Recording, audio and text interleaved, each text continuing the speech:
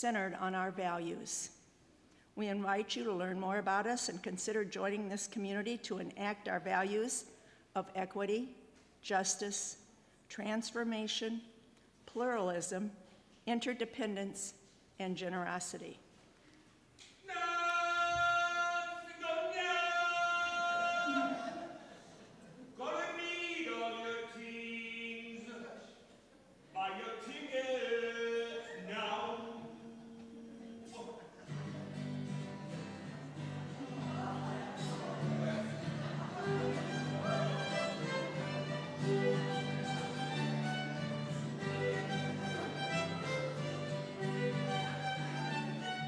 The auction's coming and I can't wait. It's time to make a plan.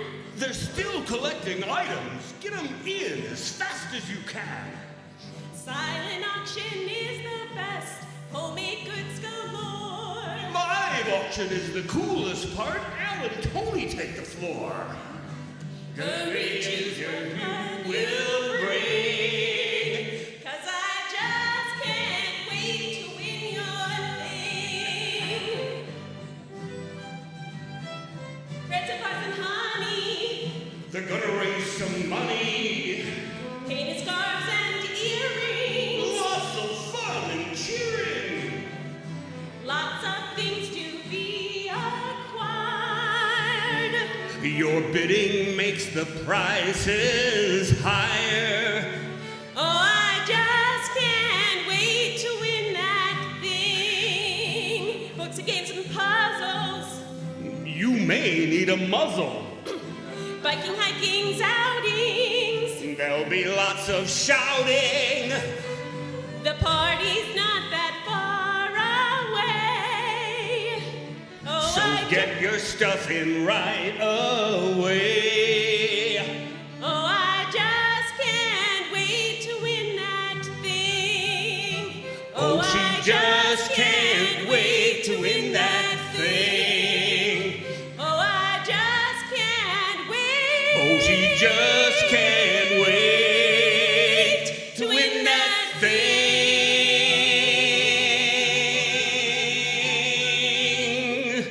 Money raised goes into the church budget to benefit all of us. Make sure you stop by the table in Creeves Hall or the DUUC webpage for details and deadlines.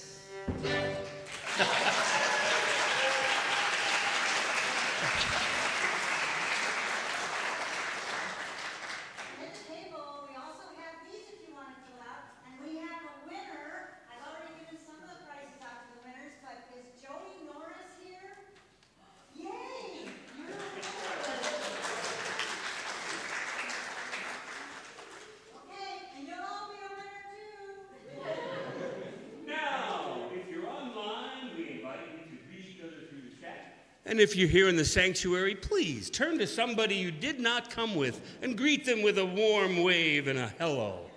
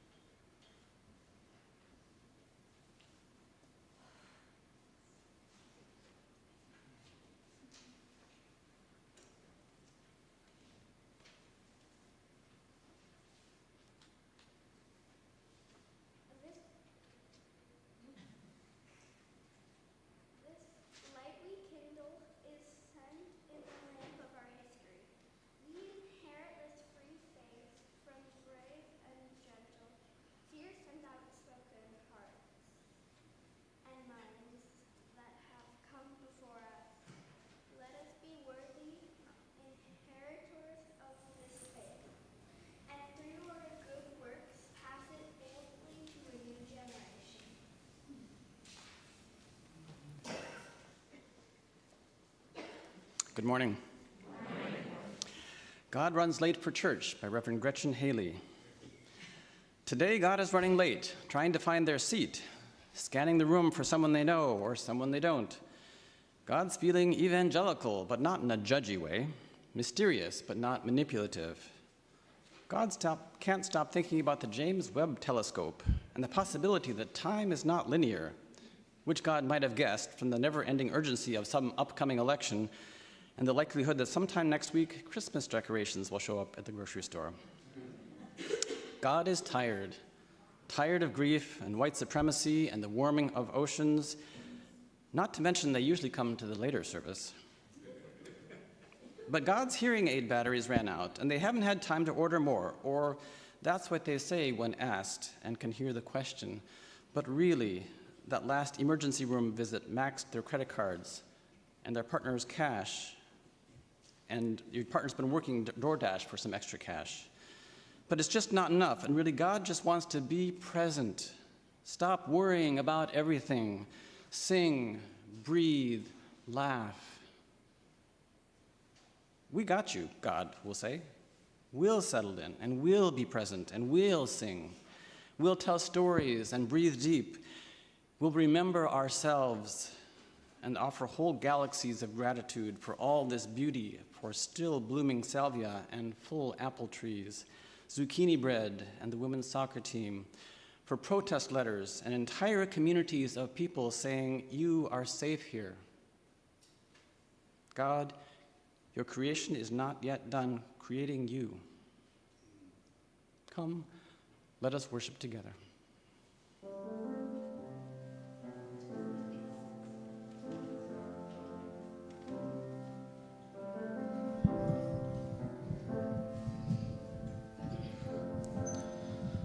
Please join us in hymn 1009, a meditation on breathing.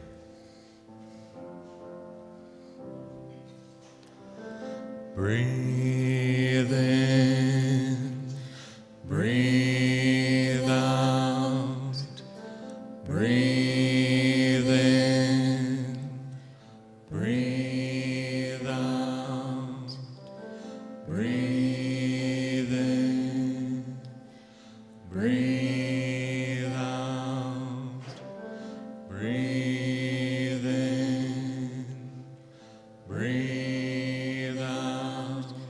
When I breathe Breathe in, I'll breathe in breathe out, peace.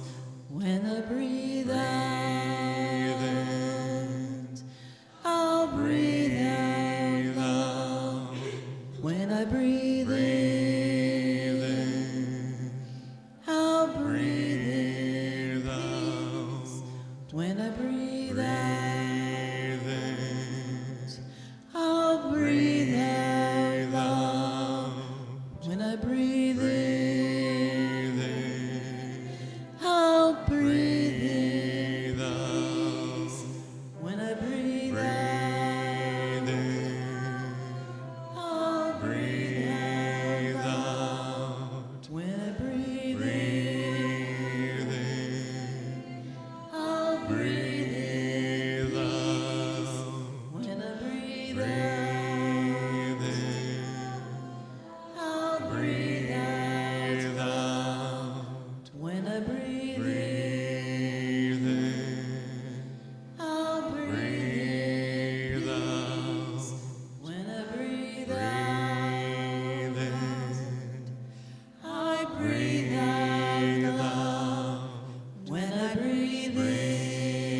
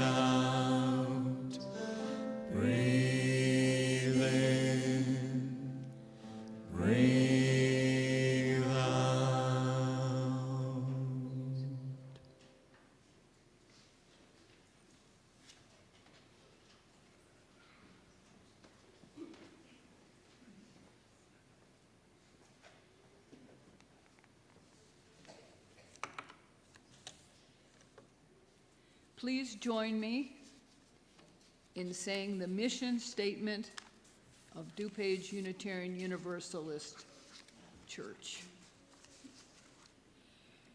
We gather as an inclusive community to grow in character, mind, and spirit, and to transform the world toward fairness, love, and compassion. We also have a vision statement at DuPage Unitarian Universalist Church. Please join me. We strive to boldly enact our values toward a just world as we nurture our growth to become a more inclusive and deeply connected intergenerational community.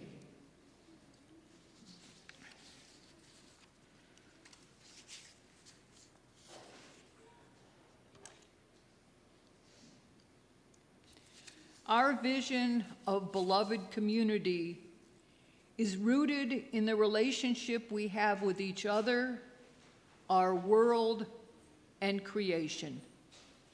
Each week, we share with each other our joys and our concerns. I have a concern from Beth Johnson Cooney. On Thursday morning, Mike Johnson Cooney, grandfather Wayne, passed away at age 95. He will be missed.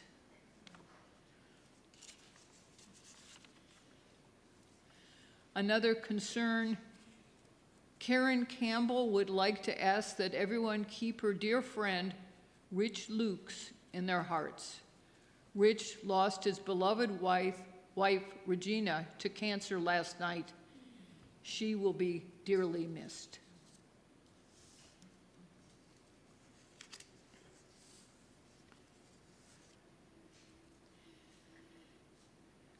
Even when the cares of the world weigh upon us, may we find joy in our connections with each other and in the pleasures that life holds. Let us care for one another and for ourselves in all the ways that we can. As we hold each other in our hearts and minds with all our joys and all our sorrows, whether spoken or unspoken, please join together in a moment of meditative prayer.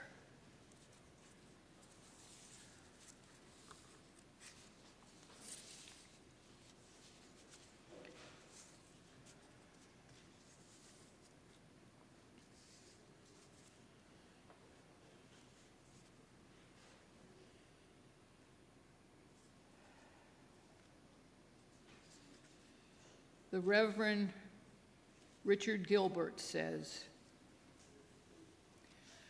I rise in the morning torn between the desire to save the world or savor it, to serve life or enjoy it, to savor the sweet taste of my own joy or to share the bitter cup of my neighbor, to celebrate life with exuberant step or to struggle for the life of the heavy laden.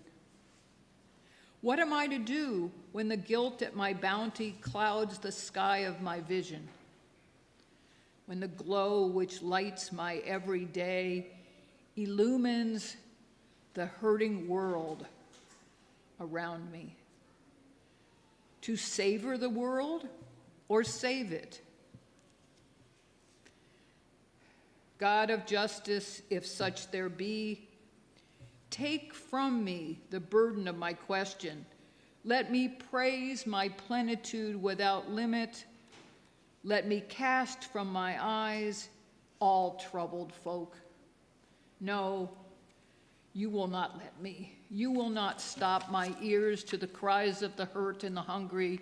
You will not close my eyes to the sight of the afflicted. What is it that you say? To save, one must serve.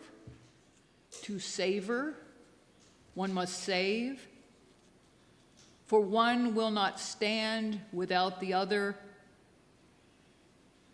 Forgive me in my preoccupation with myself, in my concern for my own life, I had forgotten. Forgive me, God of justice, forgive me and make me whole.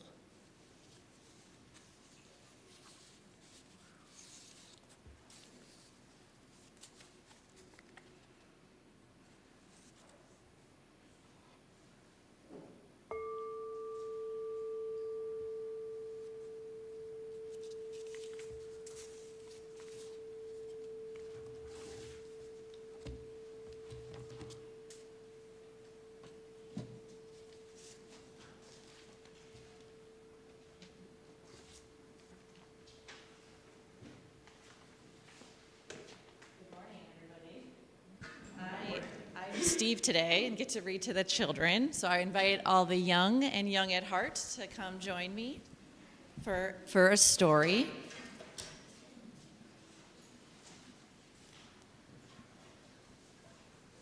All right, great. And as everyone makes their way up here, there's a reminder that after the story today, Carl is leading a kids' worship service. So Carl and I will take all the kids and any parents that want to join us up to the Learning Center. And we have a special thing planned that Carl's going to share with everybody. So today, the story is Yertle the Turtle. It's one of my favorites. All right, so it's by Dr. Seuss, and the story is about a turtle who's a king of the pond but decides he wants to rule more, and a little turtle named Mac who exerts his own power, I guess. All right, on the faraway island of Salomon Sond, Yertle the turtle was king of the pond. A nice little pond, it was clean, it was neat. The water was warm, there was plenty to eat. The turtles had everything turtles might need, and they were all happy, quite happy indeed. They were, until Yertle, the king of them all, decided the kingdom he ruled was too small. I'm ruler, said Yertle, of all that I see, but I don't see enough, and that's the trouble with me. With this stone for a throne, I look down on my pond, but I cannot look down on the places beyond. This throne that I sit on is too low down. It ought to be higher, he said with a frown. If I could sit high, how much higher I'd be. What a king, I'd be ruler of all I could see. So Yertle, the Turtle King, lifted his hand, and Yertle, the Turtle King, gave a command. He ordered 9 turtles to swim to a stone, and using these turtles, he built a new throne. He made each turtle stand on one another's back. He piled them all up in a 9-turtle stack. And then Yertle climbed up. He sat down on the pile. What a wonderful view, he could see most a mile. All mine, Yertle cried, of all the things I now rule. I am king of a cow, and I'm king of a mule. I'm king of a house, and what's more beyond that, I'm king of a blueberry bush and a cat. I'm Yertle the Turtle, oh marvelous me, for I am the ruler of all that I see. And all through the morning he sat up high, saying over and over, a great king am I, until long about noon, then he heard a faint sigh. What's that? Snapped the king, and he looked down the stack, and he saw at the bottom a turtle named Mac. Just a part of his throne, and this plain little turtle looked up and he said, beg your pardon, King Yertle. I have pains in my back and my shoulders and knees. How much longer must we sit here, your majesty, please? Silence, the king of the turtles barked back. I'm king, and you're only a turtle named Mac. You stay in your place while I sit here and rule. I'm king of a cow, and I'm king of a mule. I'm king of a house and a bush and a cat. But that isn't all. I'll do better than that. My throne shall be higher, his royal voice thundered. So pile up more turtles. I want about 200. Turtles, more turtles, he bellowed and brayed. And the turtles way down in the pond were afraid. They trembled, they shook, but they came, they obeyed. From all over the pond, they came swimming by dozens, whole families of turtles with uncles and cousins, and all of them stepped on the head of poor Mac, one after another, they climbed up the stack. Then Yertle the turtle, which perched up so high, he could see 40 miles from his throne in the sky. Hooray, shouted Yertle, I'm king of the trees, I'm king of the birds, and I'm king of the bees. I'm king of the butterflies, king of the air. Ah me, what a throne, what a wonderful chair. I'm Yertle the turtle, oh marvelous me, for I am the king of all that I see. Then again from below, in the great heavy stack, came a groan from that plain little turtle named Mac. Your Majesty, please, I don't like to complain, but down here below we are feeling great pain. I know up on top you are seeing great sights, but down at the bottom we too should have rights. We turtles can't stand it, our shells all crack. Besides, we need food, we're starving, groaned Mac. You hush up your mouth, howled the mighty King Yertle. You've no right to talk to the world's highest turtle. I rule from the clouds, over land, over sea. There's nothing, no nothing that's higher than me. But while he was shouting, he saw with surprise that the moon of the evening was starting to rise. Up over his head in the darkening skies. What's that? Snorted Yertle. Say, what is that thing that dares to be higher than Yertle the king? I shall not allow it. I will go higher still. I'll build my throne higher. I can and I will. I'll call some more turtles. I'll stack them to heaven. I need about 5,607. But as Yertle the Turtle King lifted his hand and started to order and give the command, that plain little turtle below in the stack, that plain little turtle whose name was just Mac, decided he'd taken enough, and he had. And that plain little lad got a little bit mad, and that plain little Mac did a plain little thing. He burped, and his burp shook the throne of the king. And Yertle the turtle, the king of the trees, the king of the air and the birds and the bees, the king of a house and a cow and a mule, well, that was the end of the Turtle King's rule. For Yertle, the king of all Solomon Sond, fell off his high throne and fell plunk in the pond. And today, the great Yertle, the marvelous he, is king of the mud. That is all he can see. And the turtles, of course, all the turtles are free, as turtles and maybe all creatures should be. That's the end of our story today. All right, so it's time for the kids and Carl and I to leave, and we'll be singing again to the children. And I think the words are a little bit different this time because we're actually leaving the sanctuary. So let's sing to our children.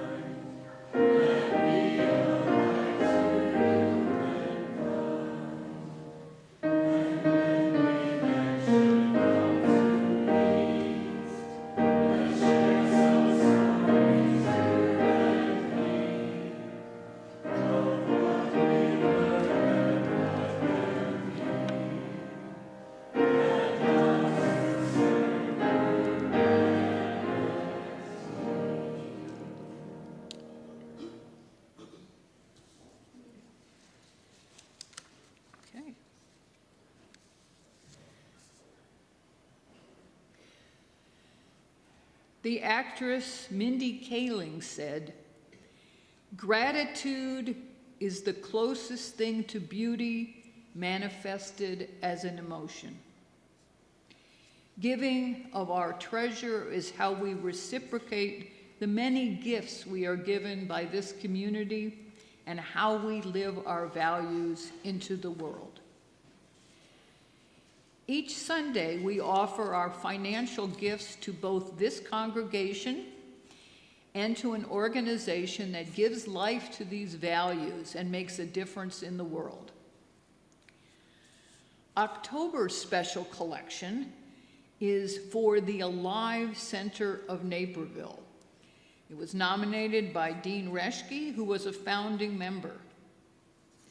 Its mission is to be a teen-led, teen-driven center focused on empowering youth of today to become impassioned and resilient leaders of tomorrow. As a nonprofit organization, they offer free drop-in hours after school and over the summer, as well as myriad programs, classes, and events, with the goal to build confident and resilient teens. As we pass our offering plate, know that it is a vessel that connects us to each other through our gratitude and generosity.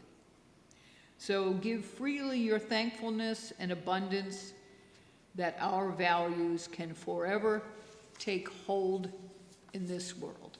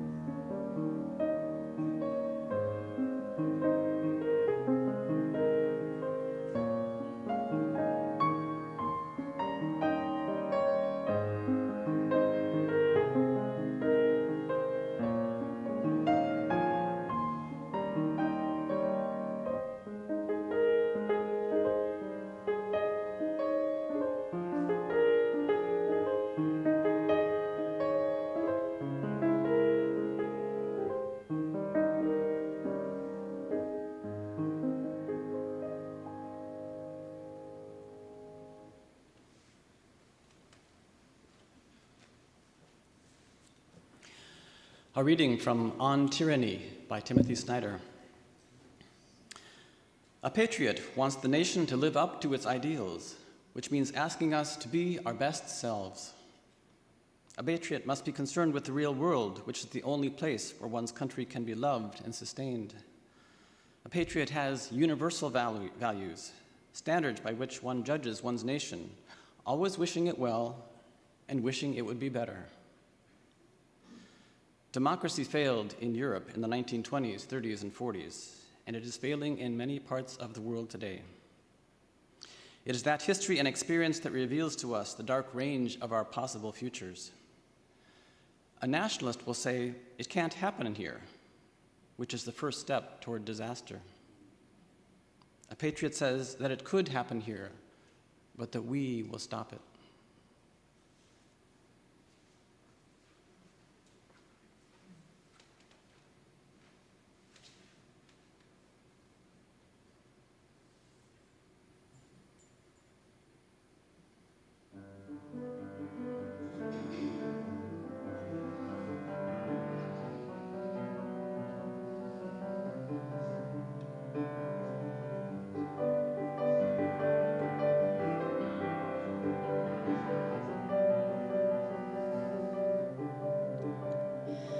The storm is coming, but I don't mind.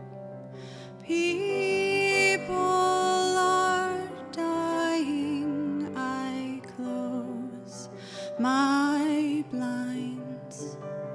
All that I know is I'm breathing now.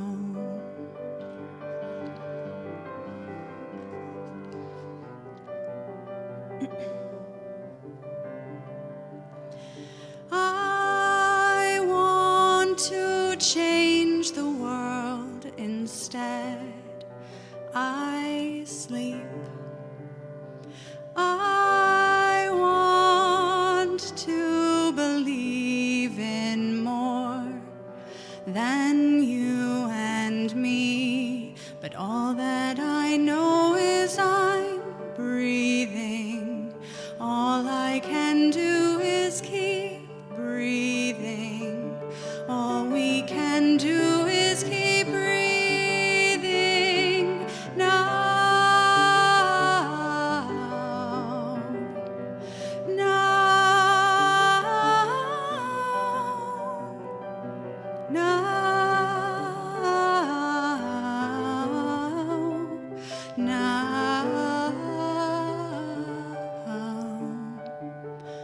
All that I know is I'm breathing. All I can do is keep breathing. All we can do is keep breathing. All we can do is keep breathing. All we can do is keep breathing. All we can do is keep breathing. All we can do is keep breathing. All we can do is keep breathing now.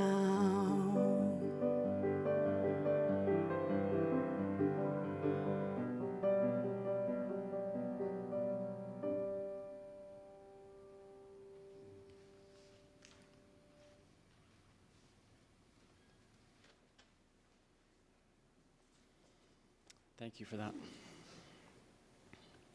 So again, I'm Reverend Scott Ossing, Executive Director of the Unitarian Universalist Advocacy Network of Illinois for another 2 months and 19 days. It's been a while since I've been here, but I don't know if many of you remember that DUUC hosted one of our first large gatherings for UUANI back in 2015 over in the Learning Center. And I'm so grateful that you'll be willing to host my farewell celebration on November 7th, Saturday, November 7th, where we will introduce my successor, the next director of UUNI, Natasha Walker. Looking forward to that. So it may be hard to remember now, but we had a particularly long, cool, windy spring this year, at least where I live in Chicago. I became pretty aware of this because I like to get out and bike first thing every morning in my neighborhood. My usual route takes me first to the south, and then straight back to the north to get back home. And I vividly remember that more often than not, when I would turn around back to the north, a blast of biting cold wind would hit me in the face pretty much every morning all spring, day after day, week after week, month after month. And I would have to dig deep to make my way back home, often returning with cold ears and tears in my eyes, wondering when or if winter was ever going to end. The news has felt a bit like that this year, hasn't it? A daily barrage of harsh, cruel blasts in our faces every morning that leave us struggling to keep going, feeling lots of feelings and wondering when, if ever, this is all going to end. I got a bit obsessed with those persistent winds from the north in the spring because that isn't how I remembered previous springs. That was really starting to get to me. So I started researching online, how often do the winds usually blow from the north in Chicago? And I learned from former WGN weatherman Tom Skilling, no less, that historically speaking, winds in Chicago blow from the northeast, where it's typically colder, about 40% of the time, which is far more than I ever realized or imagined. I knew we had chilly, windy days now and then, but I never realized how persistent those cold, harsh winds were until this year, when they became so prevalent that I just couldn't ignore or avoid them. And being a preacher, I couldn't help but wondering if there hasn't been a persistent underlying coldness of spirit in this country, perhaps not always dominant, but far greater than I ever realized or wanted to admit. One that has now come to the fore in ways I once could never have imagined and now can no longer ignore or avoid. As a middle-class white person, the historical narrative I grew up with was that we've been a mostly good country, with sporadic failings that we've overcome progressively over time. But the last decade has shattered that illusion for me and for many of us, and made us realize the persistence of our white supremacist and authoritarian tendencies that are not so new and not so sporadic. I've come to realize in ways that I somehow never had before that our dominant white culture has a long history of controlling and treating as less than human so many people, whether those who were living here before Europeans came, or those who immigrated here after our people did, or those who were brought here in chains, or those who are still stuck in the chains of poverty and oppression and literal prison cages, or those who love differently or express their identities differently, who are just different, period, whatever that means. Contrary to what I was taught growing up, we've always been a very mixed bag as a country, with some wonderful ideals of liberty and justice, tolerance and pluralism, community and equality, and a horrendous history of doing exactly the opposite. So the emergence of a regime committed to the exact opposite of our professed ideals of liberty and justice for all is really not all that new. It's not that we're wrong in feeling that what we're experiencing is somehow different this time around, but at the same time, we need not freak ourselves out by thinking that nothing like this has ever happened before, that what's happening is entirely unique in our history, much less the history of the world. We have had regimes that have acted in direct violation of our Constitution. We have had presidents who have ignored the Supreme Court. We have had Supreme Courts that have denied the basic personhood of human beings. We have had police and military forces that routinely terrorize and traumatize people. We have long had members of Congress who have explicitly argued that this country is only for white Christian men. These ugly tendencies have been a persistent part of who we are, perhaps 40%, perhaps less at times, perhaps no more at times. But this coldness of spirit has always been a significant part of who we are as a nation, and I would argue as human beings. That's not all we are, of course. There is a persistent spirit of warmth and compassion and goodness among us as well, and I have great faith in that spirit which lives within every person, I believe. But there is also that other part of us that never quite seems to go away and that periodically comes to the forefront in our history and overwhelms our better angels and sometimes our regular angels and makes us less than we could be. We seem to be in such a period now, and it's hard to keep facing it day after day, wondering how long it's going to continue and how much worse it's going to get. But I've come to realize it really doesn't help to obsess over it. Back in April, after months of obsessively reading what was happening, checking the news several times a day to learn about the latest fresh horrors, I finally realized I was becoming numbed and depressed. I couldn't process it all and remain emotionally connected to myself. The distance was just too great. And so I stopped doing that. I stopped my daily news habit of checking it many times a day, every day. I finally figured out, I think I know what's happening. I think I get the picture. I don't need to keep obsessing over the details. I do keep plenty informed still, but I don't keep opening myself up to that kind of psychic and spiritual damage over and over again every time I pick up my phone. I stopped listening to what was on the air, and I started coming back to center, back to ground, in many ways, literally. Like many of you, I started attending rallies that probably don't change anything in the halls of power, but that do change things viscerally in the hearts of many of us, shifting the narrative, the vibe from one of resignation and defeat to one of possibility and hope. I also started attending some smaller gatherings, like my local Indivisible chapter, for the first time. and I participated in the wonderful Chicago Area UU Council gathering in May. One person there shared at the end of our time together that her heart had often been feeling alternately cold and hot, hot with anger and cold with despair, but our gathering together as Unitarian Universalists had warmed her heart, and that was exactly what she needed, and it's exactly what our congregations can offer. I found ways to get beyond my obsession with the news and into proximity and connection with other people. I started spending more time with family and friends, some old and some new, reconnecting with music and ritual and community. I took time to revisit places that are sacred for me, places of connection and belonging, places of remembrance and grief, places of nature and beauty, of literal ground and sky and air and living beings. I started paying more attention to my body and taking time to rest and take naps and take care of myself physically. One night I participated in a wonderful sound bath. I don't know if you've ever been in a sound bath. It's just a wonderful experience of laying on the ground. It was outdoors in front of a local high school, just listening to the chimes, the singing bowls for an hour. It was wonderful. Above all, I took time to slow down.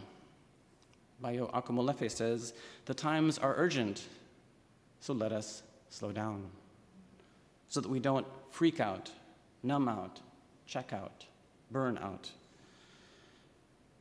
And I started coming back to the moment we're in, grounded and centered, refreshed and renewed, ready to deal with what's happening from a place of spiritual and emotional presence and strength, rather than that place of numbness and despair and depression that I had been falling into.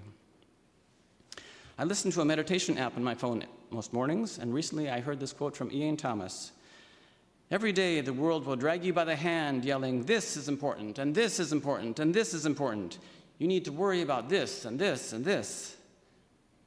And each day it's up to you to yank your hand back, put it on your heart, and say, 'This is important.'" We need to take care of ourselves, friends, in whatever ways that work for you, because this struggle is not going away anytime soon. It's a struggle that's going to require something from each of us, I believe, perhaps more than we're really comfortable with, but it's going to require something in whatever ways we're able to participate. And there are many ways to participate. As I say, I lead our statewide UU Justice Network, and there are some things we're doing at the state level, particularly here in Illinois, to counteract what's happening at the federal level. Specifically this week, we're working on legislation to prohibit ICE from grabbing people out of courtrooms. We're also working to keep advancing sustainable energy and sustainable transit and keep rolling back our punitive criminal justice system. If you have time to make a phone call or write a letter, please talk to me after the service. I'd be happy to plug you into that. And I know many of you are already doing these things. There are also things we can do in terms of voter engagement, because elections are a big reason why we got into the situation we're in, and it's ultimately how we're going to get out of it. And it's not too soon to start gearing up for next year's elections. But at some point, all these efforts at the legislative and electoral level aren't going to be enough, given the scale and depth of what we're dealing with. We are clearly in the middle of an authoritarian power grab by a regime that's working to break our system of check and balances and attempting to do whatever they want to do by whatever means they choose.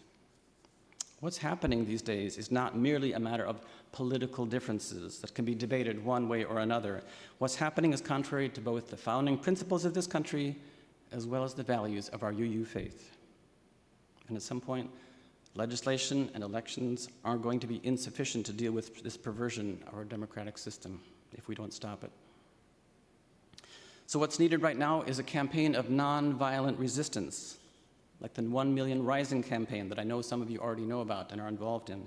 It's a campaign to stop this authoritarian takeover that is taking place by building a broad-based mass movement, not of partisan resistance, but of civil non-cooperation with the destruction of our democracy. This campaign has already trained over 250,000 people on the principles and strategies of strategic non-cooperation. This is the largest such effort ever. The basic idea, rooted in the history of nonviolent movements around the world, is that authoritarian regimes can be stopped by people everyday people withholding their support, withholding cooperation through the various societal pillars that hold up any regime, that give any regime its power. These pillars are kind of like the turtles in the Yertle the Turtle story. One of these pillars of society is education. Teachers and institutions deciding not to go along with what they're being told to do, and alumni pushing back and supporting that non-cooperation. There's the example of a teacher in Idaho who was told to take down a sign in her classroom with a radical message, "Everyone is welcome here." She refused to take that sign down. The local TV news interviewed her. The story started to go viral.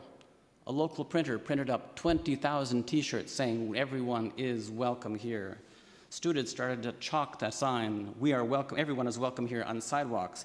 The community rose up more powerfully than ever to say, "Everyone is welcome here." Another one of these societal pillars, another one of those turtles, is business, the business community. And thousands of people like you and me and people at Countryside, UU, in Palatine, have gotten more than 6,000 coffee shops and other stores to put up signs in their windows to say, "ICE is not welcome here and does not have permission to enter our premises." This is creating a culture that says to immigrants and customers and other businesses alike that we don't support attempts to deport our workers. Just recently in Chicago, a grassroots campaign successfully convinced a local landlord to stop letting ICE use their loading dock for transporting immigrants. Now there are efforts to get hotels to stop renting rooms to ICE in communities not so far from this building. In communities across the state and across the country, people are coming together and pushing back against ICE agents on our streets. I was part of one such spontaneous uprising in downtown Chicago just 2 weeks ago. There are rapid response trainings every week. Over 10,000 people in the Chicago area alone have been trained in rapid response.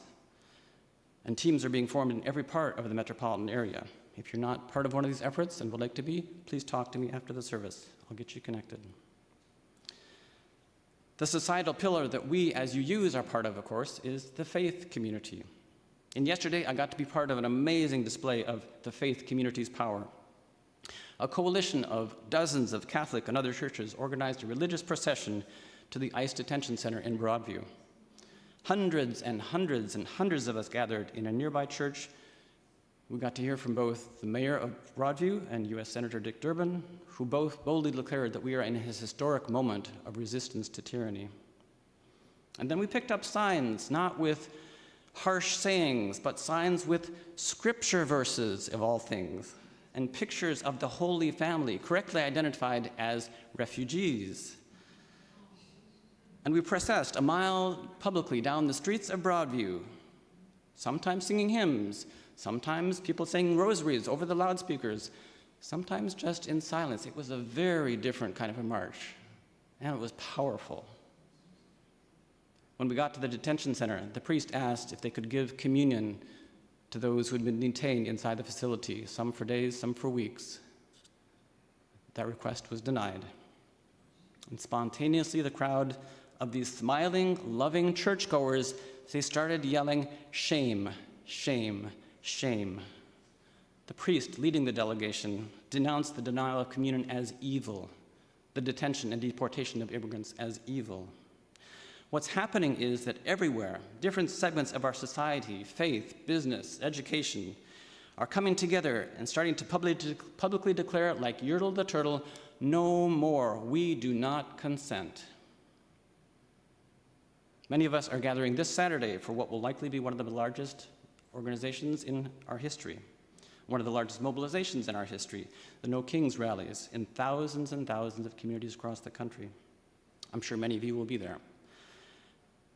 On November 7th, there will be a major faith-based mobilization in Chicago with Muslims, Christians, Jews, and I trust Unitarian Universalists.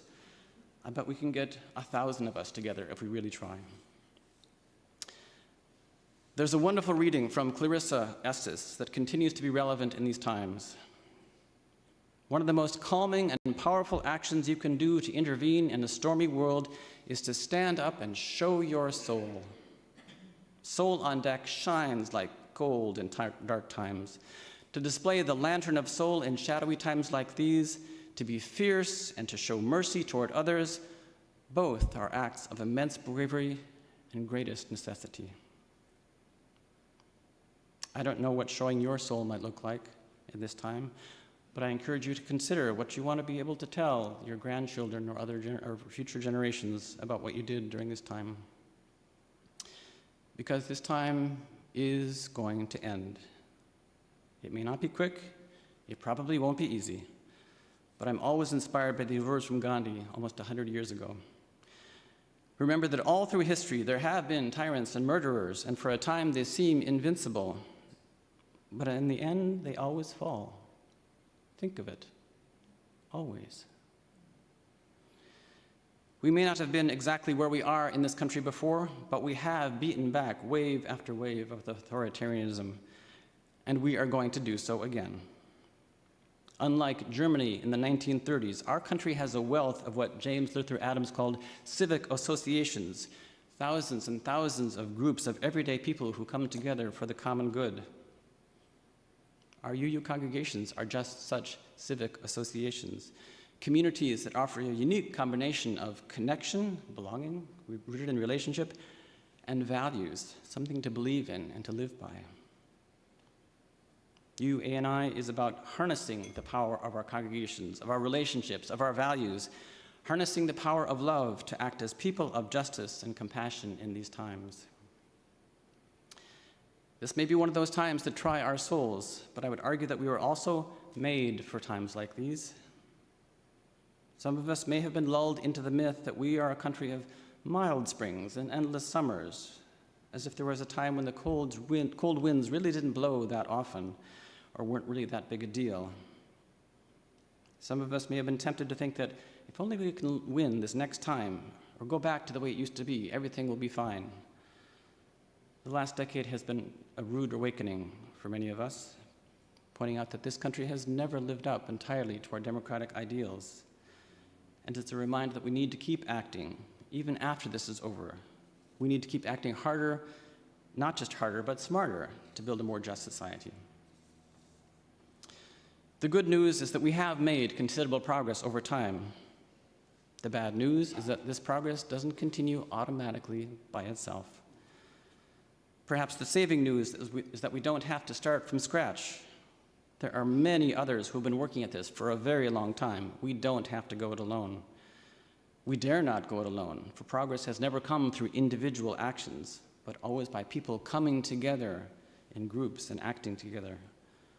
And we are not alone. We have each other, and there's a vast network of organizations and communities joining together to keep building the world we dream of. So in this moment, let's not freak out as if nothing like this has ever happened before. It has, and we have overcome it over and over again. Let us not numb out or burn out. Let's take care of ourselves and each other. Let's find ways to nurture love and life and joy amid all the fear and chaos and confusion. Let's not check out or tune out. Now is the time to choose courage over comfort. And there is a place for each of us to show up, to show our souls as we can in this struggle. Above all, let's not give up on ourselves or on each other, for we always have been and we always will be enough. Blessed be.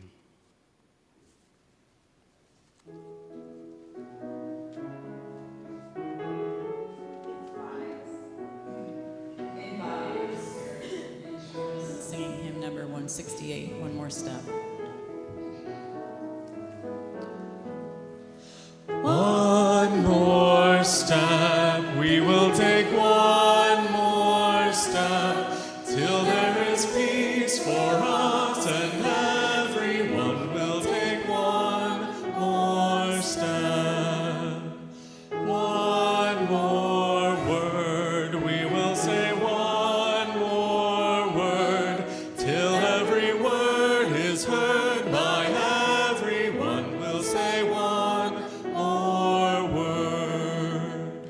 One more prayer, we will say one more prayer, till every prayer is shared by everyone. We'll say one more prayer.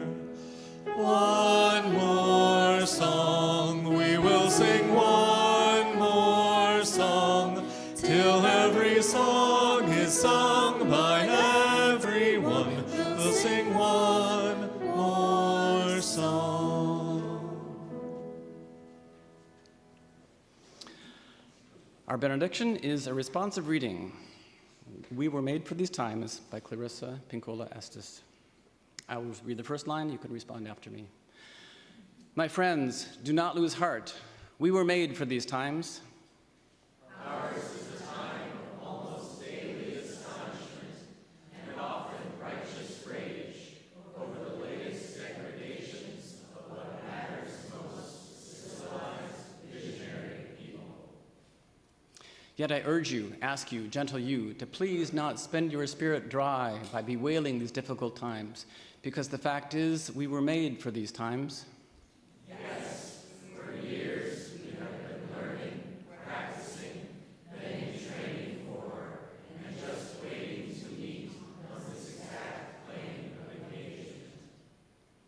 Regarding awakened souls, there have never been more able vessels in the water than there are right now across the world.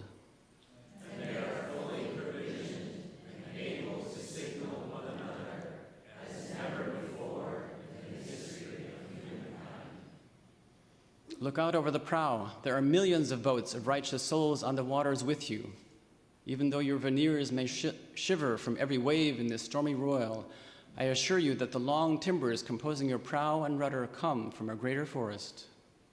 That long reign of murder is known to withstand storms, to hold together, to hold its own, and to advance regardless. In any challenging time, there is a tendency to veer toward fainting over how much is wrong or unmended in the world. Do not focus on that. There is a tendency, too, to fall into being weakened by dwelling on what is outside your reach, by what cannot yet be. Do not focus there. Ours is not the task of fixing the entire world at once, but of stretching out to mend the part of the world that is within our reach. We are needed. That is all we can know. What is needed for dramatic change is an accumulation of acts, adding to, adding more, continuing.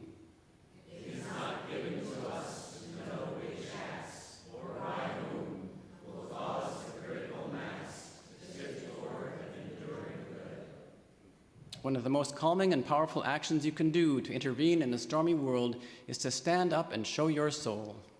Soul on deck shines like gold in dark times. Struggling souls catch light from other souls who are fully lit and willing to show it. If you would help to calm the tumult, this is one of the strongest things you can do. To display the lantern of soul in shadowy times like these, to be fierce and to show mercy toward others.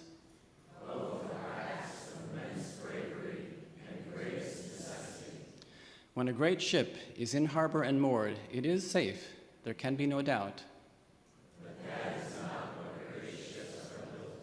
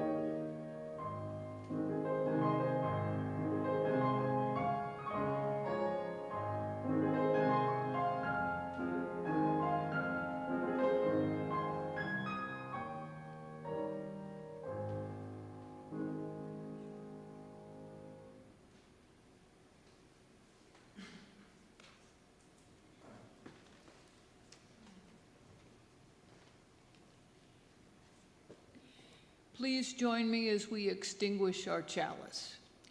We extinguish the light of this chalice, but not the light in our hearts. Until we meet again, may the warmth of our community carry you.